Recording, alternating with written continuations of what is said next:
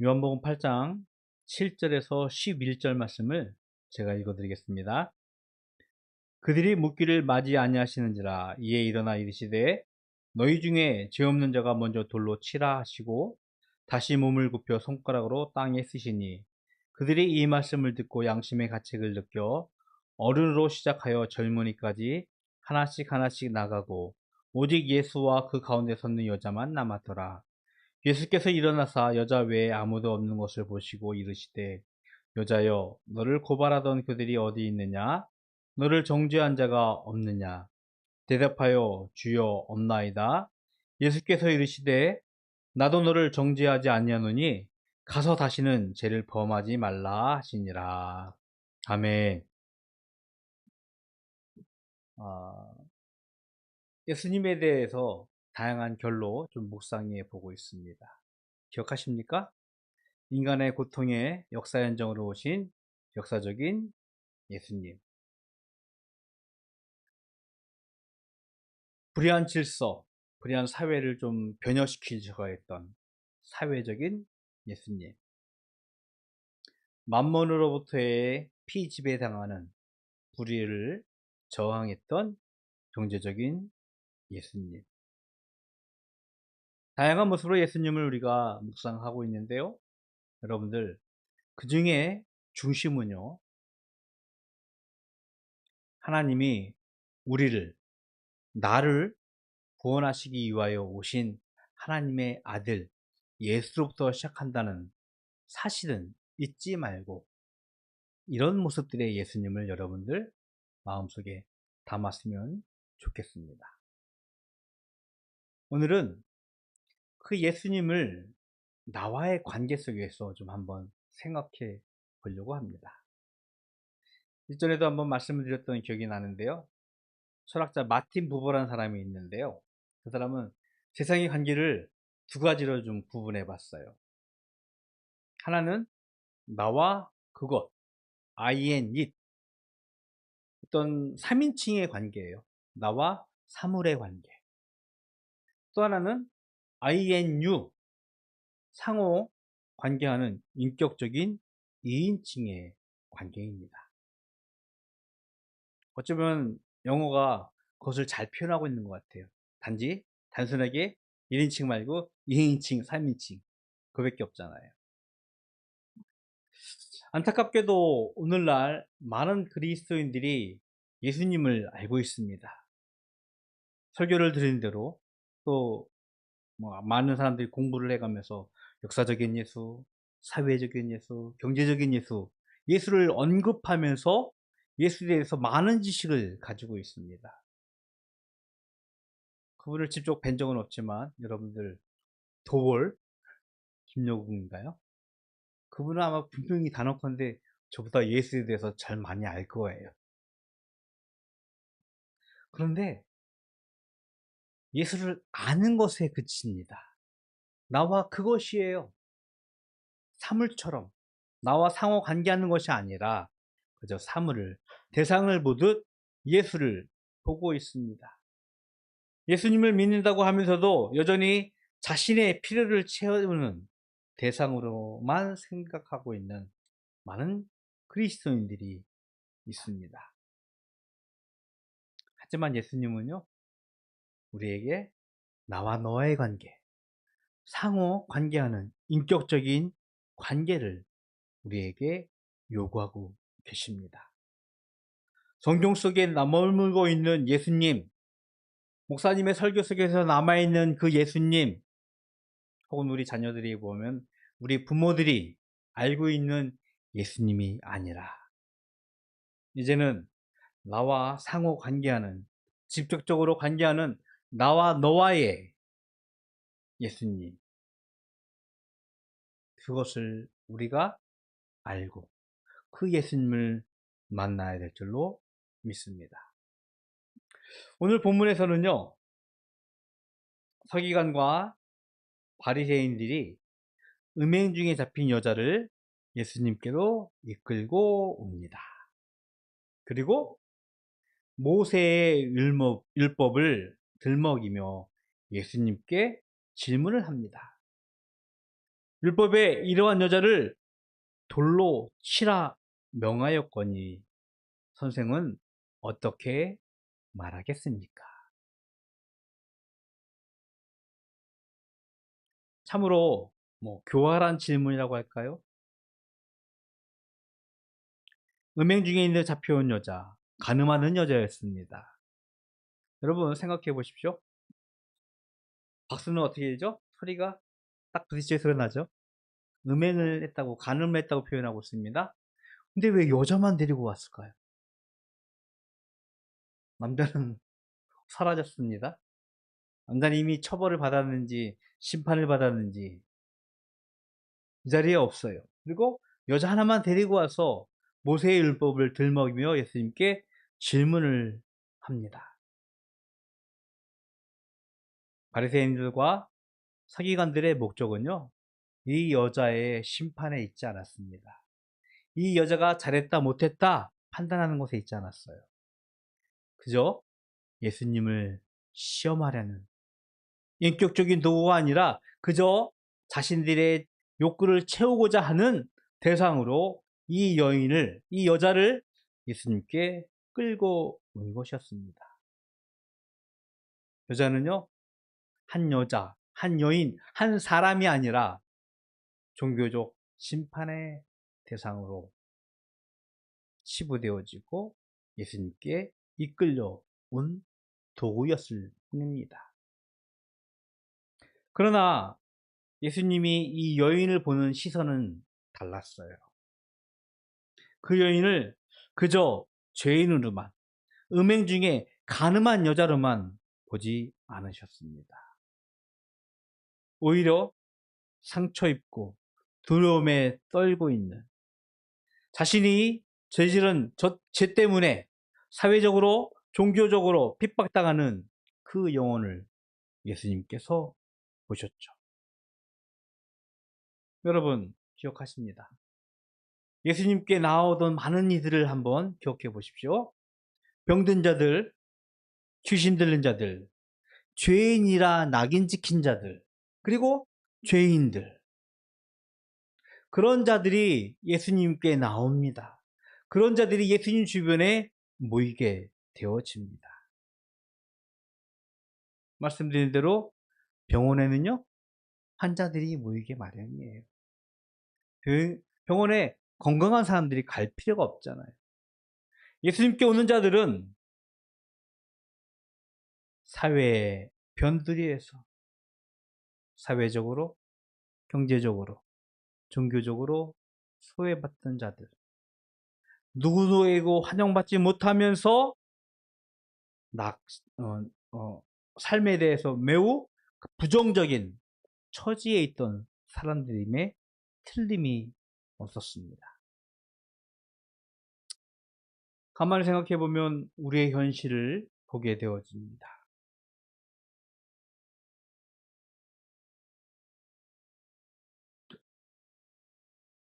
늘상 말씀드리지만 기득권자는 아니겠지만 사회의 상류층이 아닌 저희 교회 분들, 과거에는 그래도 계층을 이동할 수 있는 사다리가 있었던 것 같아요. 그렇죠? 개천에서 응인한다듯이 열심히 공부를 해서 사시, 행시, 이런 거 해서 점프해가는, 지금은 이제 없잖아요. 점차 이 계급사회가 고착화되어 가고 있어요. 저희는 어느 부에 있는지 잘 모르겠습니다만, 분명한 것은 딱 길거리 나가서 당당하게 할 수 있는 분은 아닌 것 같아서. 이 정도까지는 아니겠지만, 사회적으로, 경제적으로, 어쩌면 사회의 변두리에서 살고 있는 예수님께 나왔던 자들과 우리의 상황은 흡사하다라고 생각할 수밖에 없어요. 그저 선거 때가 되면 표 한 장 달라고 우리를 이용할 정치인들만 우리 주변에 있는 것 같습니다. 이 여인 역시, 음행 중에 잡혀온 여인 역시 사회 변두리에서 아무런 힘 없이 살아가던, 그저 예수님을 시험하려고 삼은 종교적 도구로 희생당하면서 예수님 앞에 나왔던 것입니다. 그런 여인 앞에서 예수님이 이런 말씀을 하십니다. 7절에 우리 읽은 말씀인데요. 너희 중에 죄 없는 자가 먼저 돌로 치라. 이 말씀은요, 예수님께서 율법을 부정한 것이 아닙니다. 오히려 율법의 참 뜻을 회복하기 위한 하나님의 말씀이었어요. 남을 정죄하기 전에 먼저 자신을 돌아보라는 말씀입니다. 세상은요, 죄에 대해서 이런 반응을 가지고 있죠. 정죄하고 판단하고. 이제 넷플릭스가 없어서 보지는 못하지만 유튜브 쇼츠로 많이 보는 게 요즘에 참교육? 교권극의 모범택시와 같이 불의에 대해서 제 안에 있는 어떤 폭력성이 좀 드러나는 것 같아요. 너무 통쾌하고 자꾸 보게 되더라고요. 같은 장면. 저도 어찌 보면은 남을 정죄하고 판단하고 그를 심판하려는데 매우 익숙해져 있습니다. 저와 여러분이 크게 다를 것 같지는 않아요. 그러나 하나님께서 주신 율법, 하나님의 말씀의 참 목적은요, 남을 판단하고 정죄하는 것 이전에 그 말씀으로 우리 자신을 돌아보라는 말씀을 우리에게 하고 계신 것입니다. 그래서 음행한 중에 잡힌 이 여인을 보고 예수님께서 먼저 하신 말씀은 죄 없는 자가 먼저 돌로 치라고. 오늘날 많은 사람들이요, 자신의 연약함, 자신의 죄를 감추려고 합니다. 심지어 교회를 다니는 많은 그리스도인들. 요즘 교인들이 찾는 교회는 좀 대형 교회잖아요. 군중 속에 파묻혀서 이름 없이 아무 소리 없이 그 안에 감추어지면 어찌 보면 좀 약간 도덕적인 선을 좀 갖는 것 같기도 하고 자신의 죄가 감추어지는 것 같기도 하고 그러면서 그 집단 속에서 도덕적인 우월감을 가지고 남을 정죄하고 판단하는데 쉽게 노출되는 것이 요즘의 현대 그리스도인들의 모습입니다. 그러나 하나님의 관계는요, 기억하십시오. 항상 1대1의 관계예요.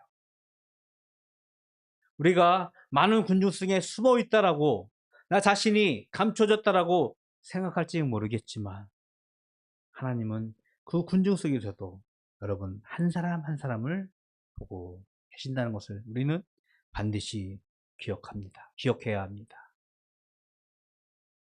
결국 예수님의 이 말씀에 양심의 가책을 느낀 모든 사람들이 이 여인 주변에서 한 사람씩 한 사람씩 떠나게 되어집니다. 젊은이로부터 나이 먹은 사람들까지 예수님 주변을 떠나기 시작합니다. 사람들이 모두 떠난 이후에 비로소 예수님은 이 여인에게 묻습니다. 여자여, 너를 고발하던 그들이 어디 있느냐? 너를 정죄한 자가 없느냐? 라고 묻습니다. 이 질문은 단순히 여자의 죄의 문제를 확인하려는 질문이 아니었습니다. 그녀를 짓누르고 있었던 종교적 공포와 사회적 수치에서 해방시켜주는 사랑의 질문이었어요. 죄의 원인을 꼬치꼬치 깨묻거나 왜 그래서 그런 일을 했느냐라고 묻지 않습니다. 우리는 그렇게 되기 너무나 쉬워요. 죄의 문제를 당했을 때 그 문제의 상황이 무엇이며 원인이 무엇이며 해결할 방안을 찾는 것이 우리네 어찌 보면 자연스러운 모습일 것 같아요. 그러나 예수님은 죄의 원인을 캐묻고 그 결과에 대해서 판단하는 것이 아니라 그 상처 입은 마음을 먼저 어루만지고 계신 것이었어요. 중풍병자가 예수님께 나왔습니다. 예수님께서 그 중풍병자에게 하신 말씀은 내가 낫고자 원하느냐? 아니야, 내가 죄사함을 받았느니라 라고 선포하십니다. 왜? 중풍병자는 당시에 사회적으로 종교적으로 하나님의 심판을 받은 자라고 사람들이 낙인 찍힌 사람들이었기 때문입니다. 베데스다에 38년 된 병자에게 예수님이 묻습니다. 내가 낫고자 원하느냐? 38년 동안 베데스다 연못에서 기다렸어요. 그의 마음의 상처를 예수님께서 묻고 계신 것이었습니다. 예수님은요, 문제의 원인을 분석하기보다는 문제의 원인이 무엇인지 밝히기보다는 먼저 사람을 회복시키고자 질문을 하신 것이었습니다. 이어서 예수님의 질문, 예수님의 말씀은 복음의 핵심이죠. 나도 너를 정죄하지 아니한다. 로마서 8장 1절의 말씀이에요. 그러므로 이제 그리스도 예수 안에 있는 자에게는 결코 정죄함이 없나니. 예수님이 결코 죄를 가볍게 여기지 아니하십니다. 그 증거는 십자가 위에 있어요. 여러분들, 우리가 지은 죄, 나의 죄를 갚기 위하여 예수님은 십자가에 그토록 처참한 매질과 고문을 당하시며 조롱을 당하시며 잔혹하게 죽음을 당하셨습니다. 죄의 결과예요. 죄를 가볍게 여기지 않으셨어요. 그러나 죄인을 포기하지는 않으십니다. 죄는 미워하지만 죄인은 사랑하신 분이 바로 예수님이셨어요. 단순히 죄를 묵인하는 것이 아니라 죄의 종된 상태에 있는 이 여인에게 자유의 선물로 하십니다. 나도 너를 정죄하지 아니한다. 이 여인은 예수님을 앞에서 지로써 만나게 되어진 것입니다.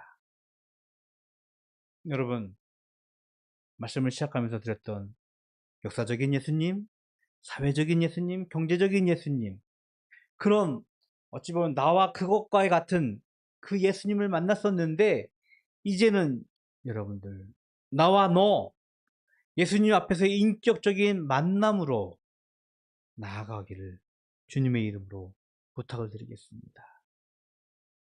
그분의 예수님, 그 사람의 예수님, 아빠의 예수님, 엄마의 예수님, 그것이 아니라 나의 예수님, 나의 하나님으로 여러분들 고백할 수 있기를 주님의 이름으로 축원드리겠습니다. 그러면서 예수님이 마지막 말씀을 하십니다. 가서 다시는 죄를 범하지 말라. 죄로 깨어졌던 모든 사회관계들을 회복하십니다. 다시 그 여인이 속했던 공동체로 회복시키는 명령을 하십니다. 은혜는 죄를 허용하는 것이 아니라 새로운 삶으로 초대하는 능력입니다. 죄는 사람을 공동체 밖으로 밀어내지만 예수님의 은혜는 공동체 안으로 그 사람을 다시 회복하십니다.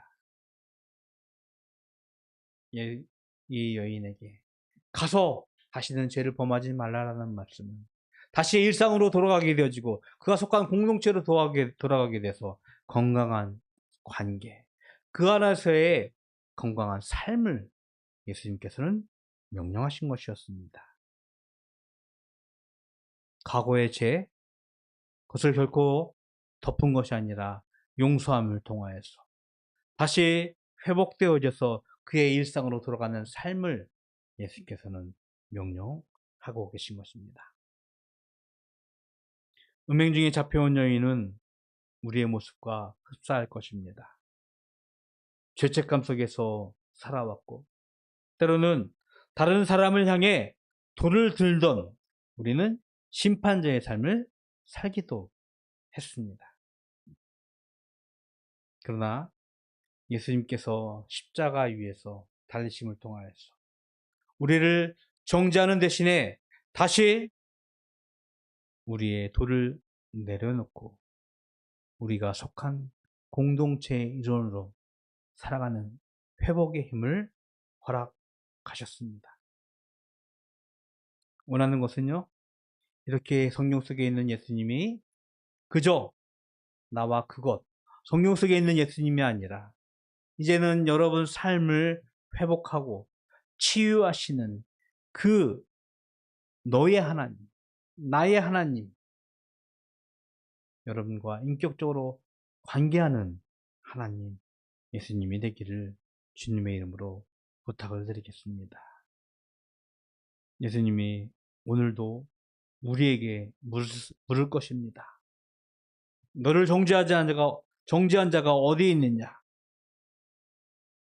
그리고 십자가의 은혜로 나도 너를 정죄하지 아니한다는 은혜의 말씀을 하고 계십니다. 우리의 마음을 치유하시고 회복하시는 그 예수님, 우리를 회복시키는 그 예수님, 그 은혜를 흘려서 우리의 가족에게, 우리의 이웃에게, 우리의 직장과 학교 위에 널리 전할 수 있는 성숙한 우리 바다교회 모든 가족이 되기를 주님의 이름으로 축복을 드리겠습니다. 기도하겠습니다. 좋으신 하나님, 감사합니다. 음행 중에 잡혀온 여인처럼